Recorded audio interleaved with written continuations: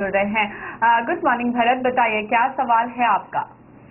Ma'am, जब मैंने अभी ईमेल भेजा था उसके अंदर मैं 4 म्यूचुअल फंड वर्क के बारे में मैंने पूछा था, तो वो इन्वेस्टमेंट सही रहेगा करने के लिए कैसा है उसके बारे में जानना था। ओके, अगेन आपसे ये सवाल है कि आप कितना लंबे होराइजन के लिए यहाँ पर निवेश कर रहे हैं और आपका गोल क्या है। मैम, मुझे ये 15 से 20 साल के लिए इन्वेस्टमेंट करना है और मेरा गोल ये है कि जैसे अगर मैं 20 साल के लिए इन्वेस्टमेंट करता हूँ ये 5,000 रुपये, तो मेरे अंदर से ये 1,12,00,000 रुपये होते हैं। तो मेरा टारगेट है कि ये 60 से 70 लाख मुझे मिलना चाहिए। तो क्या ये इन्वेस्टमेंट के थ्रू मिल सकता है ये मुझे?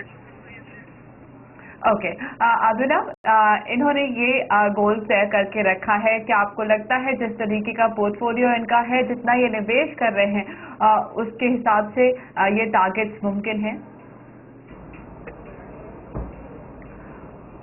मुक्ता, देखिए, स्कीम्स में कोई इशू नहीं है, स्कीम्स अच्छी हैं, पर इनका इन्वेस्टमेंट अमाउंट सिर्फ 5,000 रुपये SIP में इन्वेस्ट कर रहे हैं। उनका ज़्यादा एक्सपोजर पोस्टल RD की तरफ है, जहाँ पे 10,000 रुपये महीने इन्वेस्ट कर रहे हैं। तो अगर आप एक रेशियो लें तो करीबन 66% इनका इन्वेस्टमेंट डेट इन्वेस्टमेंट की तरफ जा रहा है, जिसकी ग्रोथ आप प्रैक्टिकली 8.5-9% से ज़्यादा आपको नहीं मिलेगी। अगर आप इक्विटी में अगर आपको 15% का भी एनुअलाइज रिटर्न मिल रहा है, बिकॉज पोस्टल का रिटर्न नहीं है, तो आपका एवरेज रिटर्न सिर्फ 11% के आसपास होगा। अगर 20 साल के लिए इन्वेस्ट कर रहे हैं तो मेरे हिसाब से इनको इक्विटी एक्सपोजर बढ़ानी चाहिए और इसको रिवर्स करना चाहिए। तो आप 33% RDs में इन्वेस्ट करें और बाकी अगर आप इक्विटी में करेंगे तो आपको रिटर्न्स का मुनाफा ज़्यादा होगा। गोल्स आपके अचीव दोनों तरीके हो जाएंगे, बट अगर आप 20 साल के लिए इन्वेस्टमेंट है तो मैं बोलूँगा अग्रेसिवली आप इक्विटी में ही इन्वेस्ट करें। आपका फंड चॉइस अच्छा है, आपको नए फंड्स की भी ज़रूरत नहीं है, इन्हीं फंड्स में ऐड करें। पर थोड़े RD में आप एक्सपोजर कम कर सकते हैं, बिकॉज 20 साल के लिए date does not make any sense.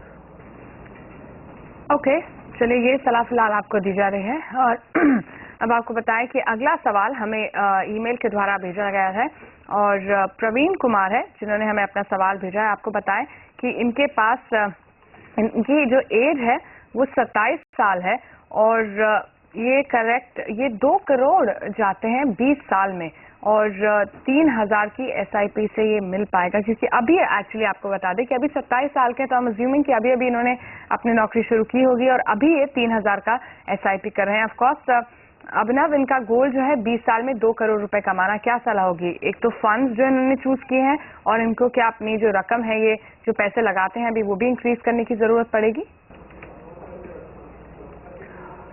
देखिए, सबसे पहले एक अच्छी बात, पॉजिटिव चीज़ बोल देता हूँ कि लाइफ में अर्ली स्टार्ट कर रहे हैं तो गोल्स अचीव हो सकते हैं अगर आप उसको प्लान सही तरीके से करें, जो ये कर रहे हैं।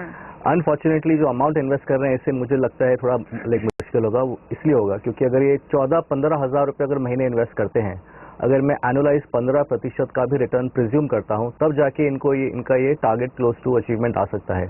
अगर ये 15%, अगर आप 12% पे अगर आप इसको ले आते हैं तो करीबन इनको 20,000 रुपये हर महीने इन्वेस्ट करने पड़ेंगे।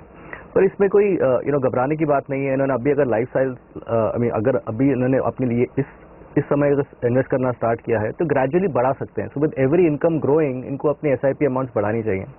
पर मेरे हिसाब से 14-15 हज़ार रुपये एवरेज मंथली इनको इन्वेस्ट करने पड़ेंगे अगर इनको 2 करोड़ का टारगेट चाहिए तो। ओके, तो ये सलाह है आपके लिए। आपकी इनकम जैसे जैसे बढ़े आप अपना SIP भी बढ़ाते रहिए। आपको कम से कम 14-15 हज़ार रुपये इन्वेस्ट करने पड़ेंगे SIP के जरिए, तब आपको आपके गोल्स मिल सकते हैं। अभिनव, बहुत बहुत धन्यवाद हमारे दर्शकों के सवालों के जवाब देने के लिए।